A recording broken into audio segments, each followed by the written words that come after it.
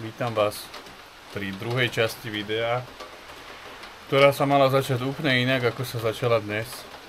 A to ráno 5:50 sme mali budík, aby sme nejak o 7, o pol 8 boli už na Štrbskom. Lenže keď sme ráno stali, tak priateľka mala zdravotné problémy, takže to sa túra nekoná, tak som rozmýšľal, že by som išiel sám, ale keď som zbadal toto, prší a pršať bude až do pondelku do rána, tak som si povedal, že je to úplne zbytočné ísť celý deň byť v prší plášti a riskovať, že sa niekto šmykne na kameni. Tak budeme vymýšľať náhradný plán, uvidíme. Možno pôjdeme do hrebienku, do fitka, alebo do wellnessu, alebo neviem, uvidíme. No, čo sme vymysleli je, že hodíme do seba toto.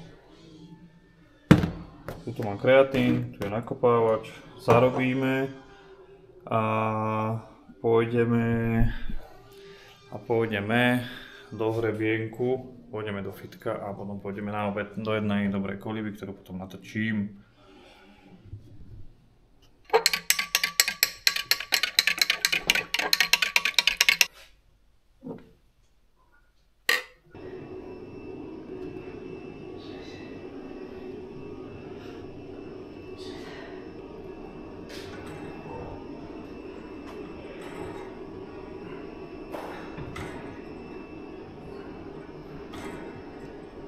No, fitko máme hotovko, bol to boj. A ideme na apartmán, dáme spršku a pôjdeme na obedík do Lobnice. Akurát sme prišli do Novej Lesnej a toto je tá koliba. Volá sa Koliba Tatry a pôjdeme sa napapať, vyzerá, že tam je úplne že fúka.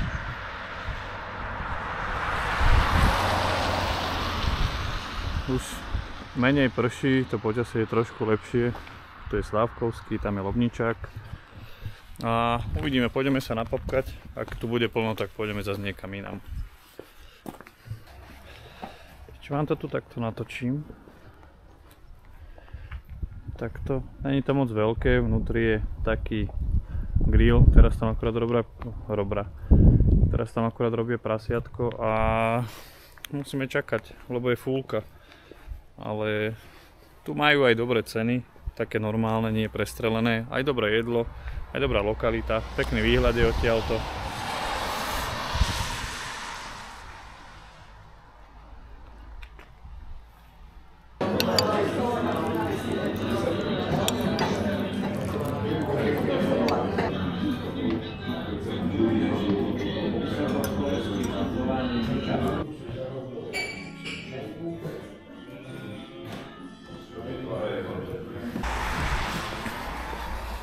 Napapkaný, spokojný a ideme smer apartmán, dáme si kávičku a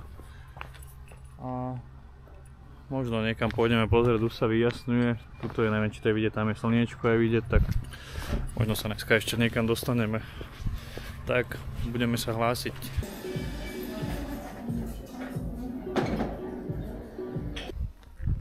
Máme pondelok ráno, sviatočné a dneska to vyzerá, ako keby ešte ráne nepršalo.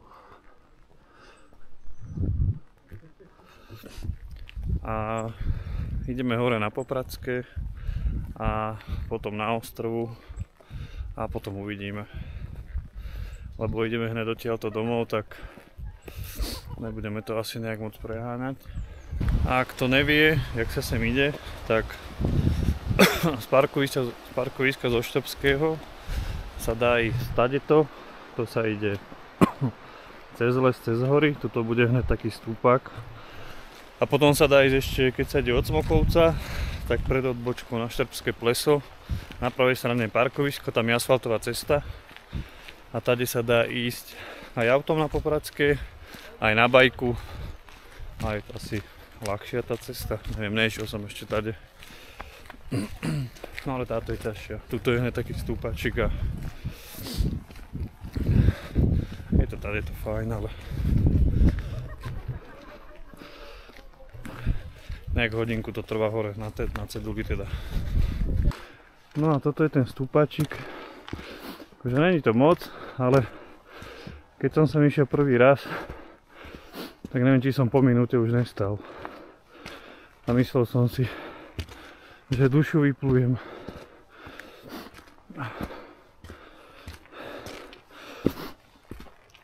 Sa vyšlape tento strmák menší a potom už je to krajšie, aj výhľady sú pekné. Je to také, tá cesta je pekná, to Popradské.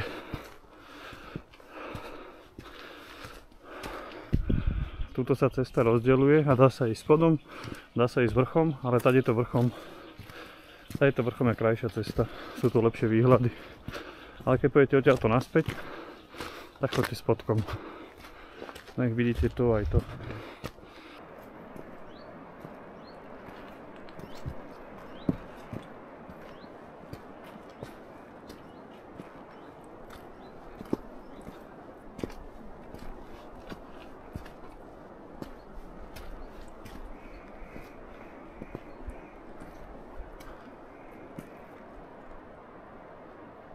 Tieto výhľady po ceste na to Popradské, je to tu ozaj pekné. Tá cesta je super.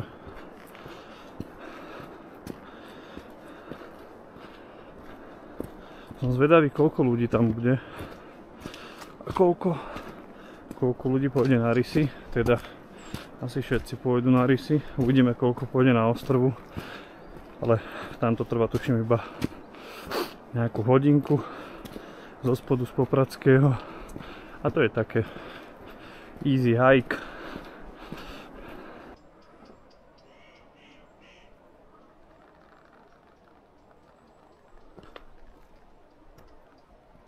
Tuto je chata na Popradskom. Tady to sa ide na rysy a tady to okolo chaty. Okolo tejto vodinky. A tuto je cestička. To sa pôjde takto okolo. A potom takto hore sa ide na ostrov.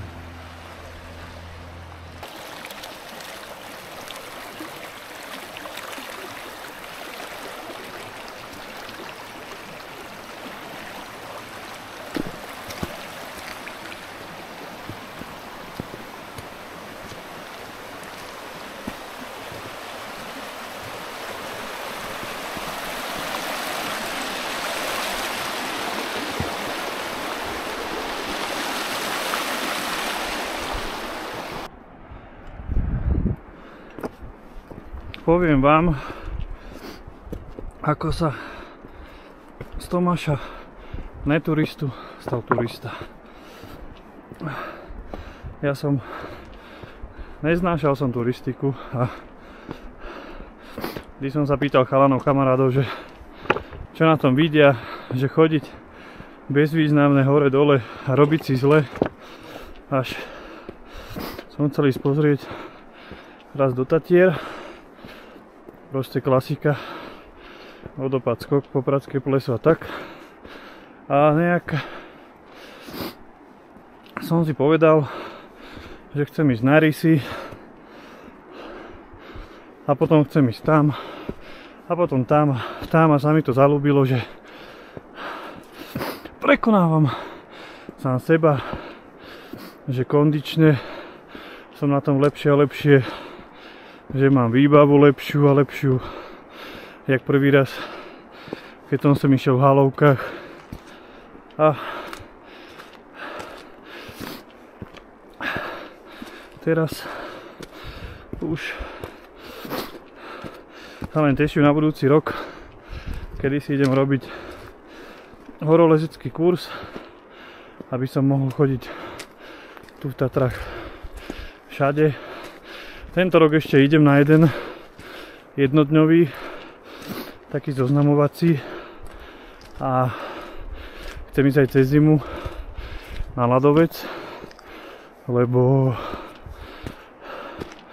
mám taký cieľ, že by som chcel ísť na Mont Blanc, takže nejako sa k tomu pomaličky dostať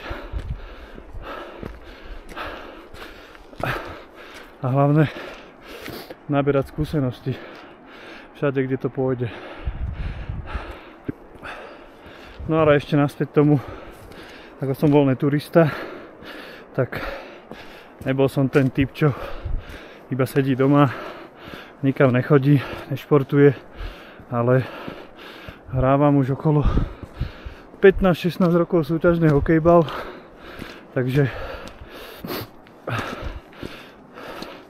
športovať som športoval vždy. Hrával som aj futbal a hrával som aj hokej. Nie súťažné, ale hrával som aj to.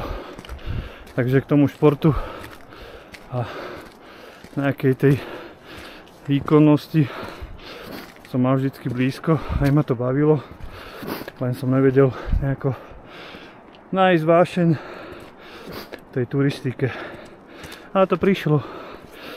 Hovorí sa, že po 30-ke tuším, alebo po 35-ke chlapom začne hrabať a nájdu si takéto veci, že turistika a podobne.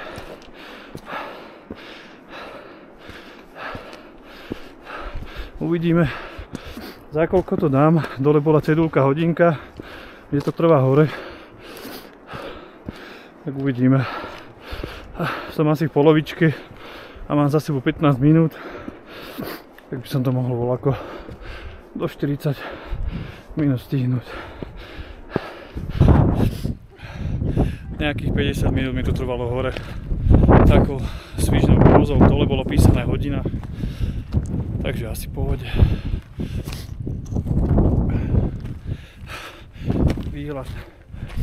Výhľad odtiaľto je asi jeden z tých najkrajších na túto celú dolinu.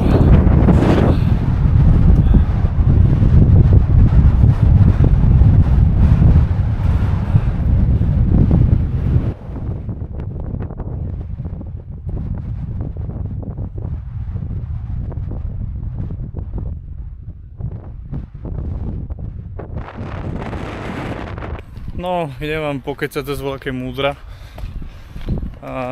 Už sme na Štrbskom, dole z Ostrovy.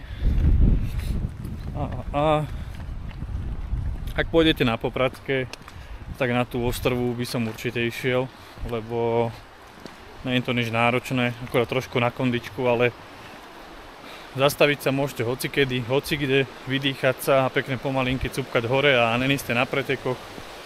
Takže ani na žiadnej súťaži, tak jedno, či tam dojdete za hodinu, za 2, za 4.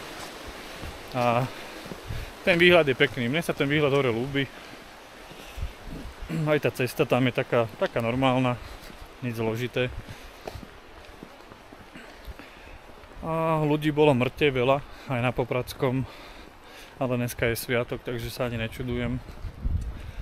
A fičíme domov, ideme ešte na obed volať do Koliby a vidíme sa inokedy. Čau.